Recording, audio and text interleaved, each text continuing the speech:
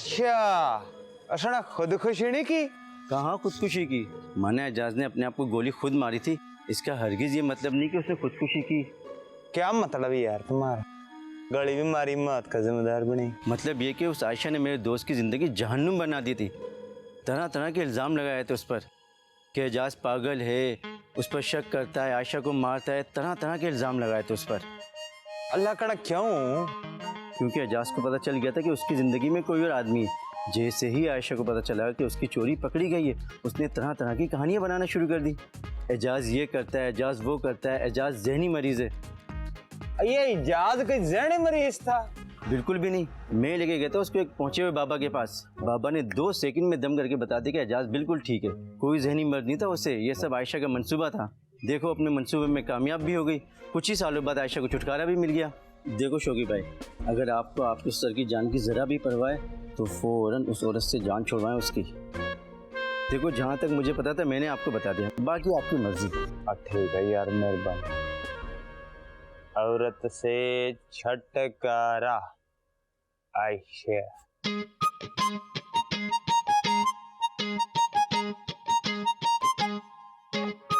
अब देखा, ये इसमें एक लफ्ज भी मेरा अपना नहीं है। सारी बातें उन्होंने मुझे एज इट इज बताई हैं, ये मैंने एज इट इज आप लोगों को बता।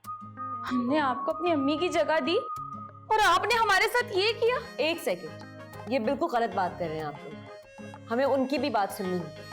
हम इसी तरह वन साइडेड स्टोरी सुन के हम कोई फैसला नहीं दे सकते। गलत बात नहीं। तो दूसरा पहलू हम कहाँ से लेकर आए? उनके तो शौहर है ही नहीं, वो तो मर गए। तो वो तो है ना मौजूद। अभी तो आपको सिर्फ जो शौकी भाई बोल रहे हैं वो पता लगा है ना। आयशा बाजी की कहानी क्या है वो तो आपको पता ही नहीं है। उनका पूरा हक है कि वो अपना पॉइंट ऑफ व्यू बताएं। हाँ जी, तो बताएं।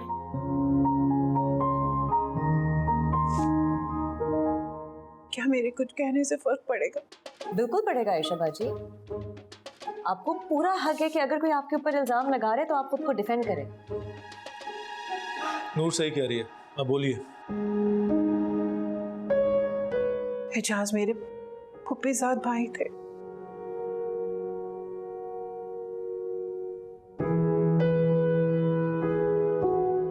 जैसे खानदानों में होता है, बड़े बुजुर्ग रिश्ता तय कर देते हैं, इसी तरह हमारे साथ भी हुआ। ना पूछा ना बात की, बस फैसला सुना दिया। अम्मा ने कहा बहुत अच्छा कमाता है, सरकारी नौकरी है, अपना घर है, और क्या चाहिए तुझे। शादी के कुछ अरसे बाद मुझे एहसास होने लगा कि एजाज कुछ दबाव का शिकार है। कहते थे कि उनके ऑफिस में एक लड़का है जुनैद, जो उनको कत्ल करने की साजिश कर रहा है। कुछ अरसे बाद जब दफ्तर में एक दावत थी और मैंने दफ्तर वालों से पूछा उस लड़के के बारे में, तो उन्होंने कहा कि उनके ऑफिस में इस नाम का कोई लड़का ही नहीं। बस एजाज की इन्हीं हरकतों की वजह से कुछ अरसे बाद उनकी नौकरी भी चली गई।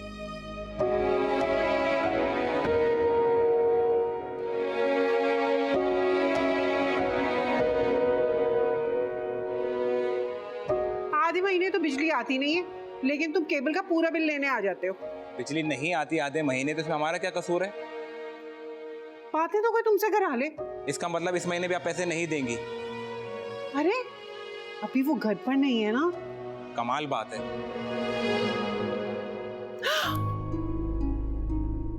आपने तो मुझे डरा ही दिया। चोरी पकड़ी गई इसलिए? कैसी चोरी? कैसी चोरी? तुम क्या समझती हो? मुझे कुछ समझ में नहीं आता, बेवकूफ हूं मैं। ये जुनैद का पैगाम लाया था ना? अरे नहीं, ये तो केबल वाला था। केबल वाला? सब पता है मुझे। मैं जानता हूं कि तुम्हारे और जुनैद के बीच क्या चल रहा है। तुम दोनों मिलके मुझे मारना चाहते हो? कैसी बातें कर रहे हैं आप? मैं तो किसी जुनैद को जानती भी नहीं हूँ। अच्छा चलो मैं तुम्हें बताता हूँ कि जुनैद कौन है। चलो चलो चलो चलो, मैं बताता हूँ तुम्हें कौन है जुनैद। कसम से नहीं, ऐसे नहीं करें। अरे तुम क्या समझती हो? मैं कुछ समझता नहीं हूँ। मैं बताता हूँ तुम्हें क्या है। ये हैं? तुम्हारा तो मैं दिमाग ठीक कर दूंगा मैं, हैं?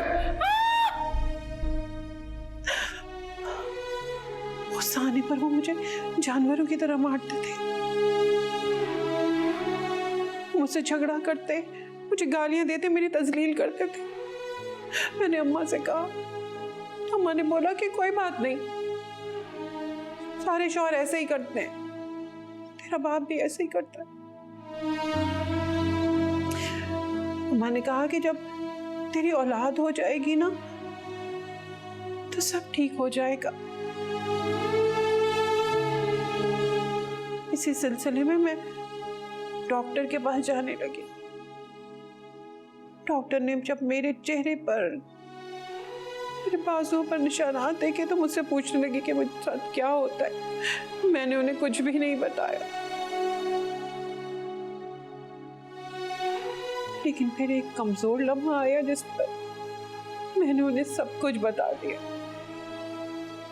आयशा, मैं कोई माहिर नफ्सियात तो नहीं हूँ, लेकिन जो कुछ तुमने मुझे बताया है वो तो इसी तरफ इशारा करता है कि तुम्हारे शौहर को सिजोफ्रेनिया है। वो क्या होता है डॉक्टर साहिबा? ये एक जहनी मर्ज है, इसमें इंसान अपने जहन में अलग अलग तरह की कहानियाँ तख्लीक कर लेता है। तुम्हारे शौहर का तुम पर शक करना, जुनैद का नाम लेकर खौफजदा होना, ये सब वो जानबूझकर नहीं करता। एक्चुअली ये सब उसके जहन ने तख्लीक किया है और उसने इसको सच मान लिया है। उसको तो शायद पता भी नहीं होगा कि वो कितना बीमार है। लेकिन डॉक्टर साहिबा, इसकी क्या वजह है? क्या तुम्हारे शौहर के वालिदैन फर्स्ट कज़न थे? जी, हम दोनों फुफ्फीज़ाद भाई बहन थे। देखो, हमारे मुल्क में जहनी अमराज फैलने की एक बड़ी वजह यही है आयशा। हो सकता है कि एजाज की बीमारी की वजह भी यही हो।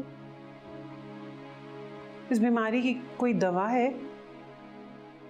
अच्छा, जो कुछ तुमने बताया है वो सुनकर तो लगता है कि उसको फौरी तौर पर मदद की ज़रूरत है। तुम इसको जल्द से जल्द साइकोलॉजिकल फैसिलिटी में भर्ती कर दो, क्योंकि वक्त के साथ उसका ये मर्ज बेहद ख़तरनाक हो सकता है, उसके लिए भी और तुम्हारे लिए भी।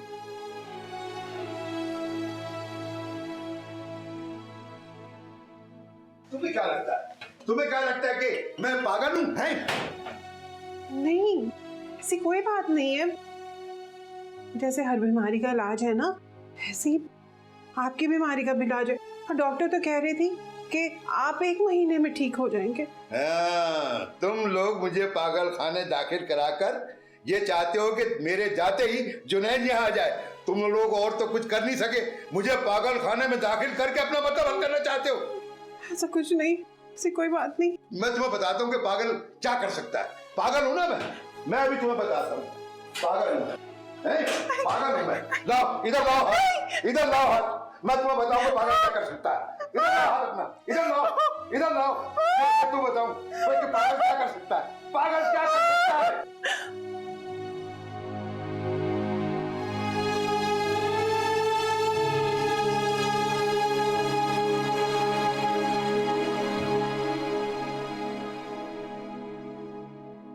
कुछ अरसे बाद फिर वही हुआ जिसका डॉक्टर को डर था। वक्त के साथ साथ एजाज का मर्ज बढ़ता गया और एक दिन पता नहीं कहां से वो पिस्तौल ले आया और फिर दूसरी सुबह अपने आप को